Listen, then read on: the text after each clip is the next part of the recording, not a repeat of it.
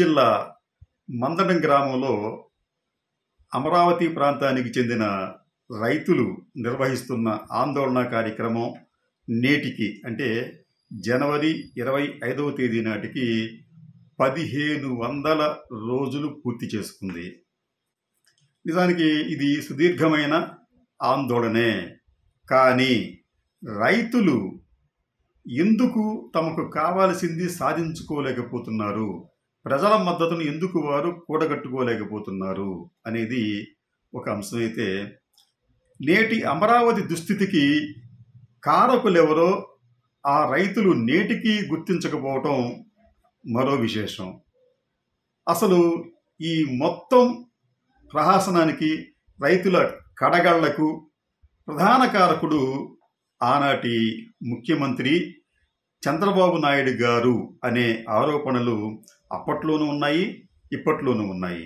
ఆయన తీసుకున్న అనేక అనాలోచిత చర్యలతో పాటు సంకుచిత ఆలోచనలు, అలాగే స్వప్రయోజనాలకు పెద్దపీట వేయటం, తన అనుయాయులకు లేకపోతే తను నమ్ముకున్న వారికి లాభం చేకూర్చాలనే ఉద్దేశంతో చంద్రబాబు నాయుడు గారు తీసుకున్న నిర్ణయాలు అమరావతికే కాదు, ఆ ప్రాంతంలోని రైతులకు, ముఖ్యంగా భూములు చెందిన రైతులకు పెద్ద శాపంగా మారింది.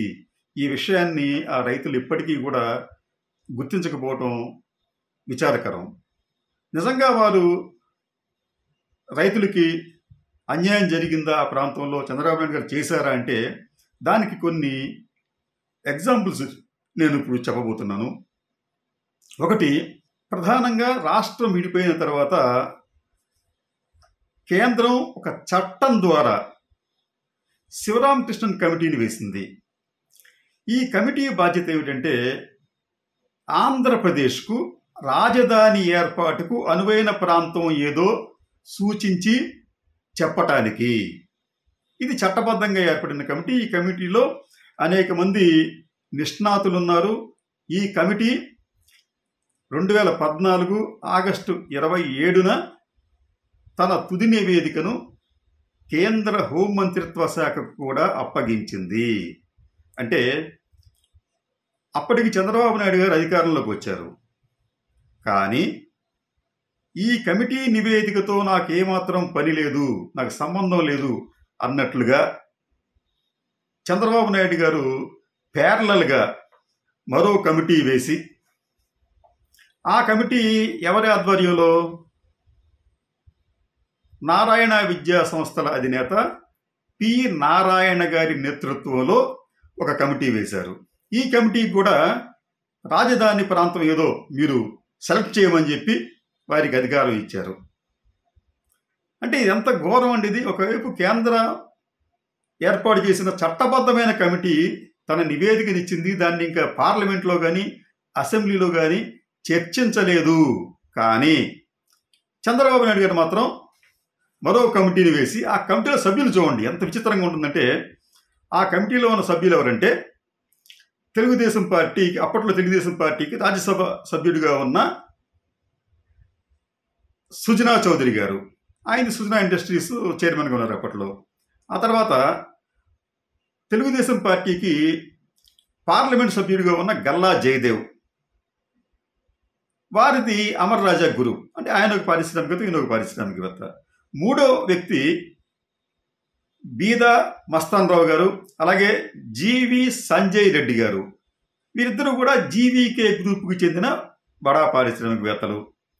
మరొక వ్యక్తి బొమ్మిడాల శ్రీనివాస్, వీరు జిఎంఆర్ గ్రూపుకి చెందిన ఒక పారిశ్రామికవేత్త. తర్వాత వ్యక్తి నూజివీడు సీడ్స్ లిమిటెడ్కి చెందిన చైర్మన్ ఎం ప్రభాకర్ రావు గారు, ఆయన ఓకేనా.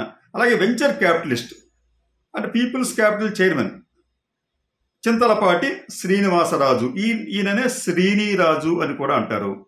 వీరందరూ ఒక కమిటీలో సభ్యులు అంటారు. దీంట్లో ఎక్కడైనా కానీ నిపుణులకు, పర్యావరణవేత్తలకు, ఇంజనీర్లకు కానీ మరొకరికి కానీ స్థానం ఉందా? ఏమీ లేదు. అంటే చంద్రబాబు నాయుడు గారు తన మొదటి అడుగును అమరావతికి సంబంధించి తన కోసం తన వారి కోసం వేస్తున్నట్లుగా, తన వారంటే బడా పారిశ్రామికవేత్తలు, వారి కోసం వేస్తున్నట్లుగా ఉంది. సరే, ఈ కమిటీ ఆగమేఘాల మీద చర్చలు జరిపి ఏదో కొన్ని ప్రాంతాలు తిరిగి అమరావతి ప్రాంతం అనేది రాష్ట్ర రాజధానికి అనువైన ప్రాంతంగా తేల్చి చెప్పింది. దీనిని చంద్రబాబు నాయుడు గారు వెంటనే ఆమోదించారు. మరి శివరామకృష్ణ కమిటీ అసలు వేయటం ఎందుకు? దాన్ని కనీసం కన్సిడర్ చేయకపోవడం ఎందుకు?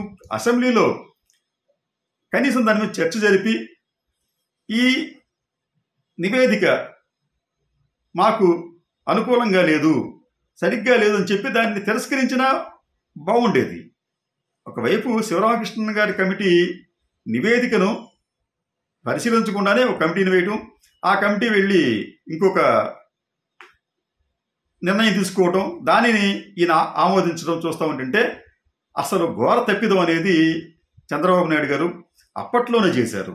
అసలు ఈ భాగవతానికి మరి కొద్దిగా ముందుకు వెళితే చంద్రబాబు నాయుడు గారు ఈ కమిటీని వేయటానికి ముందే జరిగిన పరిణామాలు ఏమిటంటే, ఒకవైపు శివరామకృష్ణ కమిటీ ఉండగానే అప్పట్లో కేంద్రంలో రాజ్యసభ సభ్యుడిగాను, తర్వాత కేంద్ర మంత్రిగాను, తర్వాత ఉపరాష్ట్రపతిగాను పనిచేసిన వెంకయ్య నాయుడు గారు అప్పట్లోనే చంద్రబాబు నాయుడు గారికి ఒక సూచన చేశారంట. శివరామకృష్ణ కమిటీ మనకెందుకు, పక్కన పెట్టు, నేను చెప్తున్నాను, అమరావతి ప్రాంతాన్ని రాజధాని చేయి అని చెప్పి వెంకయ్య నాయుడు గారు చెప్పారు. ఈ చెప్పిన విషయం ఎవరికి చెప్పారు? ఆ కాలంలో ఈనాడు దినపత్రిక ఢిల్లీ బ్యూరో చీఫ్కి ఇచ్చిన ఇంటర్వ్యూలో చెప్పారు. ఇదే వార్తను, ఆయన ఇంటర్వ్యూను ఈనాడులో ప్రధాన పేజీలో, అంటే మొదటి పేజీలో ప్రధాన వార్తగా ప్రచురించారు. అంటే ఒక రాజనీతివేత్తగా, ఒక అనుభవజ్ఞుడైన స్టేట్స్మెన్గా ఎదగాల్సిన వెంకయ్య నాయుడు గారు కూడా చట్టబద్ధంగా ఏర్పడిన కమిటీని తృణీకరించి అసలు అవన్నీ అక్కర్లేదు, నేను చెప్తున్నాను నువ్వు పెట్టు అని చెప్పి చెప్పినట్లుగా ఆయనే స్వయంగా చెప్పారు. అంటే దానికి అర్థం ఏమిటి? ఆ ప్రహాసనం అయిపోయిన తర్వాత రామోజీరావు గారు ఎంటర్ అయ్యి ఆ ప్రాంతానికి అమరావతి అనే పేరు పెట్టండి, అది దేవతల రాజధాని అని చెప్పి చెప్తే దానికి అంగీకరించిన వ్యక్తి ఎవరు?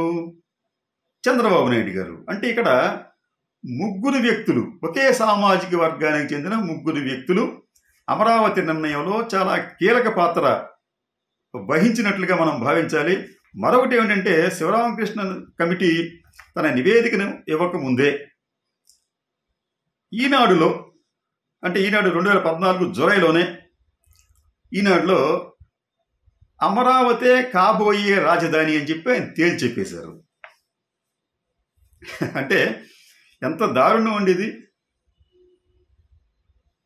రైతుల్ని, ప్రజల్ని ఇది వంచడం కాదా? ముందే చెప్తే తప్ప అంటారు. ముందే చెప్తే తప్ప అంటే రామోజీరావు గారికి ఆయనే సజెస్ట్ చేశారు. అంటే ఈ తేదీని, అంటే ఆ రోజున ఈ అమరావతికి రాజధాని అయ్యే అవకాశాలు ఉన్నాయని చెప్పి ఆయన తేల్చుకున్నారు. అంటే అప్పటికే ప్రభుత్వంలోని అనేక మంది పెద్దలకు ఈ విషయం తెలిసి ఉంటుంది. ఈ తెలిసి వారు ముందుగానే అక్కడి భూములను తక్కువ రేటుకు కొనుగోలు చేసి ఉంటారు అనే దానికి ఆస్కారం కలిగించే విధంగా ఈ పరిణామాలన్నీ కొనసాగుతున్నాయి. దాంట్లో భాగంగానే చంద్రబాబు నాయుడు గారు ఆయన మంత్రివర్గ సభ్యుల మీద అనేక ఆరోపణలు వచ్చినాయి. నారాయణ గారు అయితే దాదాపు అక్కడ 3,000 ఎకరాలు సేకరించారని చెప్పి, దాంతోపాటు ఆయన మంత్రివర్గ సహచరులు, ఇతరులు కూడా అక్కడ పెద్ద ఎత్తున భూములు సేకరించిన తర్వాతే అమరావతిని ఒక రాజధానిగా ప్రకటించారు అనేది అందరికీ తెలిసిన విషయంగానే ఉంది. ఇక్కడ ఆసక్తికరమైన విషయం ఏంటంటే, చంద్రబాబు నాయుడు గారు ఈ విషయాన్ని ప్రకటించక ముందే మీకు నారా లోకేష్ పాత్ర కూడా దీంట్లో మనం గమనించాలి. దీనిని అంటే అమరావతిని ప్రకటించడానికి, అధికారికంగా ప్రకటించడానికి ముందే నారా లోకేష్ డైరెక్టర్గా ఉన్న హెరిటేజ్ ఫుడ్ సంస్థ వారు అమరావతి ప్రాంతంలో లింగమనేని వారికి చెందిన లింగమనేని రమేష్ కావచ్చు, ఇంకెవరైనా కావచ్చు, వారి కుటుంబానికి చెందిన 13 ఎకరాలను అధికారికంగా కొన్నారు. వీరు అక్కడ మనం భూములు కొంటున్నాం, లింగమనేని వారికి సంబంధించిన భూములు కొంటున్నాం అని చెప్పి ఈ హెరిటేజ్ బోర్డులో కూడా, బోర్డ్ ఆఫ్ డైరెక్టర్స్లో ఈ ఒక తీర్మానాన్ని ప్రవేశపెట్టి దాన్ని ఆమోదింపజేసుకొని అధికారికంగా 13 ఎకరాలు కొన్నారు. అనధికారికంగా కూడా చాలా కొన్నట్లుగా అప్పట్లోనే ఆరోపణలు వచ్చాయి.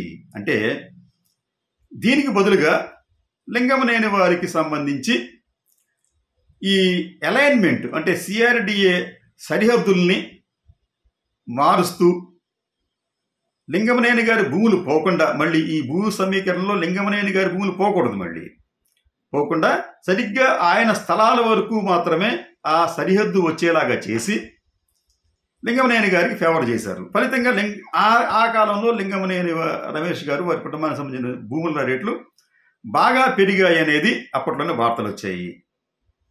అంతేకాకుండా లింగమనేని రమేష్ గారికి సంబంధించిన కరకట్ట పక్కనే ఉన్న గెస్ట్ హౌస్ను కూడా చంద్రబాబు నాయుడు గారు తీసుకుని అక్కడ తన అధికార నివాసాన్ని ఏర్పాటు చేస్తున్నారు.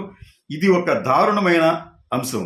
ఎందుకంటే కరకట్ట పక్కన ఉన్న దాదాపు 58 కట్టడాలు అవన్నీ కూడా అనేకానేక నిబంధనలకు విరుద్ధంగా కట్టారు. కాబట్టి వాటిని కూల్చేయాలి అని ఆనాటి రాష్ట్ర నీటిపారుదల శాఖ మంత్రి దేవినేని ఉమామహేశ్వరరావు గారు స్వయంగా విలేకరులను లాంచీలో తీసుకువెళుతూ కృష్ణానదిలో అవన్నీ చూపిస్తూ ఇవన్నీ కొట్టేయాలి అని చెప్పిన దాంట్లో కూడా ఈ లింగమనేని రమేష్ గారి గెస్ట్ హౌస్ కూడా ఉంది.